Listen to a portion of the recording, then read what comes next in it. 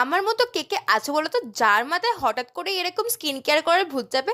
ফ্রিজে অনেক দিন ধরে কিছু সিট মাস্ক পড়েছিল, যেগুলো আমি সেই জুডিও থেকে কিনে এনেছিলাম। তাই স্কিন কেয়ারটাও চলো করে ফেলি, আর তোমাদের সাথে কিছু গল্পও শেয়ার করি।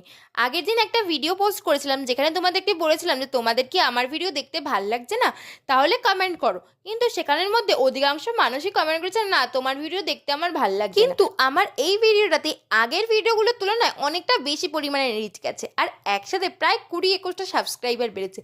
এবার তোমরাই বলো আমি এখন কি করব? ভিডিও বানানোটা ছেড়ে দেবো নাকি ভিডিও বানানোটা কন্টিনিউ করবো? আমি তো টোটালি কনফিউজ। আর যারা যারা বলেছো আমার ভিডিও দেখতে তাদের ভালো লাগছে না, তারা একটু প্লিজ কমেন্টে রিজনটা জানিয়ে যাবে যে কেন ভালো লাগছে না, তাহলে আমি হয়তো সেই ভুলগুলো শোধরানোর চেষ্টা করবো। বাই দ্য ওয়ে, তোমরা কিন্তু সাজেস্ট করো এরপর আমি কি কি ভিডিও বানাবো। আর এই যে সিট মাস্কটা খুলছি 15-20 মিনিট পর, তোমরা কি একটু পরিবর্তন লক্ষ্য করতে পেরেছো? আমার তো জাস্ট স্ক্রিনটা একটু ফ্রেশ লাগছিল। ব্যাস, বাই বাই, দেখা হচ্ছে পরের শর্টসে।